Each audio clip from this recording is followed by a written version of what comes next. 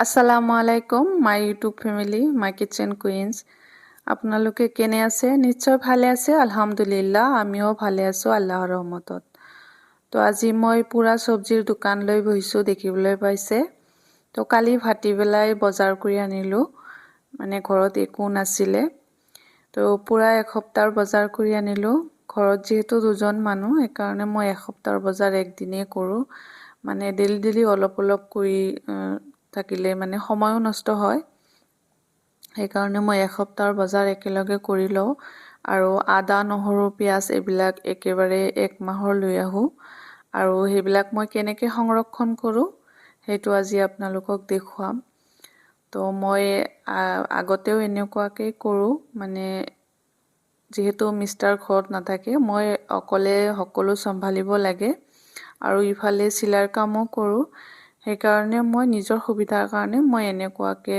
মানে এসপ্তাহৰ বজাৰ একেলগে কৰি ফ্ৰিজত ধুনীয়াকৈ ৰাখি থওঁ তো সেইবিলাক সবজি অলপো নষ্ট নহয় মই যেনেকৈ থওঁ যদি আপোনালোকে থোৱা নাই তেনেহ'লে থ'ব পাৰে আৰু যিসকল নতুন গৃহিণী আছে তেওঁলোকেতো নাজানে তো তেওঁলোকে মোৰ ভিডিঅ'ৰ পৰা যদি কিবা শিকিব পাৰে তেতিয়াহ'লে মোৰ ভাল লাগিব তো মই ইয়াতে জলকীয়া আনিছো এক পোৱা তো প্ৰথমে জলকীয়াখিনি বাছি লৈছো তো জলকীয়াৰ যিটো ঠাৰিটো পেলাই দিছো কাৰণ ঠাৰিটোৱে প্ৰথমে নষ্ট হয় তো ঠাৰিটো পেলাই দিম আৰু বাকি যিবিলাক অলপ বেয়া আছে সেইবিলাক সাইড কৰি থম আৰু যিখিনি একেবাৰে ফ্ৰেছ সেইখিনি মই ইয়াতে বাছি থলো তো এইখিনি মোৰ প্ৰায় এক মাহ চলি যাব আৰু ইয়াতে নহৰু আগতেই ধুনীয়াকৈ বাছি থৈছো আৰু আদা আনিছো তো আদাও মই ধুনীয়াকৈ এতিয়া বাকলি গুচাই ল'ম আৰু এইখিনি আদা নহৰুখিনি পেষ্ট কৰি থৈ দিম এইটো মাংসৰ কাৰণে দালি তাৰপিছত শুকান মাছ যেতিয়া বনাম তেতিয়া এইটো ইউজ কৰিম তো পেষ্ট কৰি থলে কি হয় ৰান্ধাৰ সময়ত বহুত সুবিধা হয় নহলে অলপ অলপকৈ থেতেলি থাকিব লাগে ভাল নালাগে আৰু টাইমো গুচি যায় বহুত তো এনেকুৱাকৈ মানে কৰি থলে ৰান্ধাটো আপোনাৰ সুবিধা হয় সোনকালে হৈ যায় ৰান্ধাটো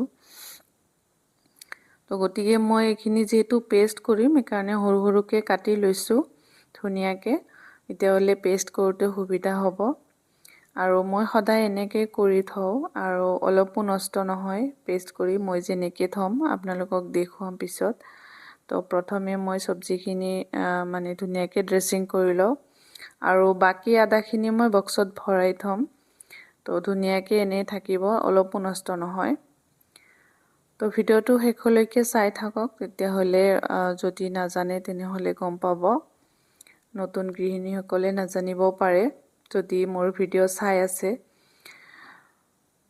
তো ইয়াতে মই টমেটো আনিছো 1 কেজি তো ইয়াতে মই বাছি লৈছো আৰু এই সবজিবিলাক মই ধুনীয়াকৈ ধুই লৈছো ৰাতিয়ে ধুই থৈ দিছিলো তো ধুনীয়াকৈ শুকাই আছে এতিয়া মই ফ্ৰিজত থৈ দিম সবজি ধুই থলে মানে বেয়া নহয় নধুৱাকৈ থলে কিন্তু বেয়া হৈ যায় সোনকালে আৰু ইয়াতে লেচেৰা আনিছিলো কালি ৰাতি বনালো কই মাছ আনিছিলো কই মাছেৰে লেচেৰি মানে বনালো খালো বহুত ভাল লাগিছে আৰু বাকিখিনি মই বাছি থৈ দিম ৰাতি এনেই থৈ দিছিলো ফ্ৰিজত এইখিনি মই ধোৱা নাই কাৰণ সোনকালে খাই পেলাম সেইকাৰণে লেচেৰি ধোৱা নাই আপোনালোকে ধুই ল'ব পাৰে যদি অলপ দেৰিকৈ খায় কাৰণ এনেকৈ বাছি থলে কিন্তু এসপ্তাহ একো নহয় কাৰণ মানে বাছি থলে পোক চোক নাথাকে আৰু কিন্তু ডাইৰেক্ট এনেই থৈ দিলে কেতিয়াবা লেচেৰাত পোক থাকে তো পোকে বাকিবিলাক লেচেৰা নষ্ট কৰি পেলাই সেইকাৰণে ধুনীয়াকৈ এনেকৈ বাছি থব এসপ্তাহ ধুনীয়াকৈ থাকিব অলপো নষ্ট নহয় এতিয়া মই পটল আনিছো তো পটল থৈ দিম এনে গোটাই থৈ দিম আৰু 4টা মান মই বাছি থৈ দিম ভাজি কৰিবলৈ তো ইয়াতে 4টা লৈছো ধুনীয়াকৈ চাচি থৈ দিম যেতিয়া ভাজি কৰো তেতিয়া উলিয়াই মানে ভাজি কৰি পেলাম সোনকালে হৈ যাব তো মই সবজিবিলাক এনেকৈ থৈ দিও সংৰক্ষণ কৰি ধুনীয়া থাকে যদি লাইনৰ কোনো প্ৰবলেম নাথাকে আপোনাৰ সবজিবিলাক অলপো নষ্ট নহয় এসপ্তাহ 15 দিন ধুনীয়াকৈ যাব আৰু ইয়া ধুনীয়াকৈ থৈ দিলো যেতিয়া ভাজি কৰিম তেতিয়া উলিয়াই কাটি পেলাই ভাজি কৰি ল'ম। আৰু ইয়াতে তিয়হ আনিছোঁ 1 কেজি। তো এইখিনি মই পলিথিনত থৈ দিম। তিয়হ কিন্তু এনেই থৈ নিদিব, এনেই থৈ দিলে মানে শুকাই যায়, ভাল নালাগে খাই। পলিথিনত ভালকৈ গাঁঠি মাৰি থ'লে অলপো নুশুকায়, সেইটো খাই কিন্তু ভাল লাগে। আৰু বাকী 3টা টমাটো অলপ থেতেলি যোৱা আছিল, তো এইকেইটা মই কাটি থৈ দিম, এইখিনি মই আগতে খাই পেলাম। তো এইটো মানে এনেই থৈ দিলে অলপ নষ্ট হোৱাৰ চান্স আছে, সেইকাৰণে। আৰু টমেটোবিলাক মই কেতিয়াবা পেষ্ট কৰি থৈ দিওঁ। তো এতিয়া অলপ সময়টো কম আছে, মানে বহুত কাম আছে, সেইকাৰণে এনেই কাটি থৈ দিলোঁ। যেতিয়া মই ৰান্ধিম তেতিয়া উলিয়াই পেষ্ট কৰি ল'ম। টমেটো মই ভাল পাওঁ, মই বহুত চব্জিত টমেটো ইউজ কৰোঁ। তো আপোনালোকে কোনে কোনে টমেটো ভাল পায় কমেণ্ট কৰি জনাবচোন। এইটো মোৰ প্ৰিয় চব্জিৰ ভিতৰত এটা।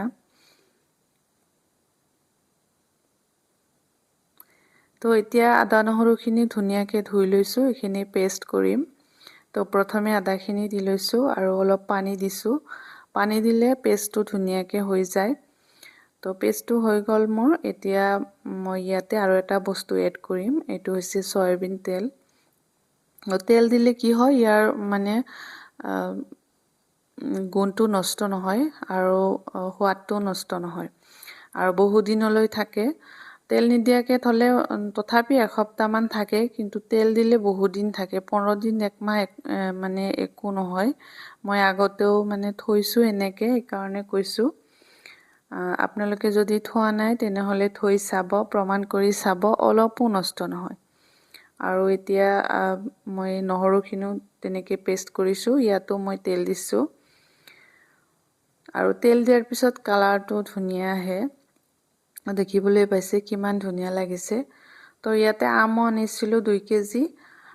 তো আমবিলাক অলপ কেঁচা, সেইকাৰণে এইটো ফ্ৰিজত নথওঁ, বাহিৰতে থ'ম। আৰু কচু আনিছিলোঁ, কচুটোতো আৰু ফ্ৰিজত নথওঁ, সেইকাৰণে এইটো ধোৱাও নাই, এইটো এনেই থৈ দিম। যেতিয়া ৰান্ধো তেতিয়া ধুই পেলাই বাছি তাৰপিছত ৰান্ধিম। তো গোটেইখিনি চব্জি মোৰ ধুনীয়াকৈ বাছা হৈ গ'ল। তো এতিয়া মই এইখিনি ফ্ৰিজত থ'ম। তো ভিডিঅ'টো ইমানলৈকে যোনে যোনে চাই আছে তেওঁলোকক বহুত বহুত ধন্যবাদ। যদি মোৰ ভিডিঅ' ভাল লাগে তেনেহ'লে এটা কমেণ্ট কৰিব ধুনীয়া, কাৰণ আপোনালোকৰ কমেণ্ট পঢ়িলে মোৰ বহুত ভাল লাগে।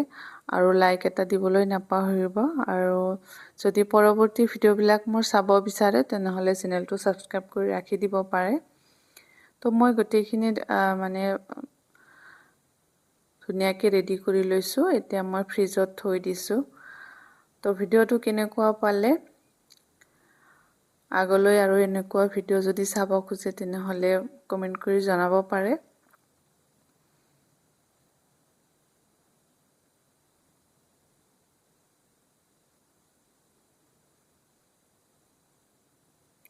আজিলৈ ইমানতে সামৰিছোঁ। নেক্সট এটা ভিডিঅ' লৈ আহিম আকৌ। আল্লাহ হাফিজ।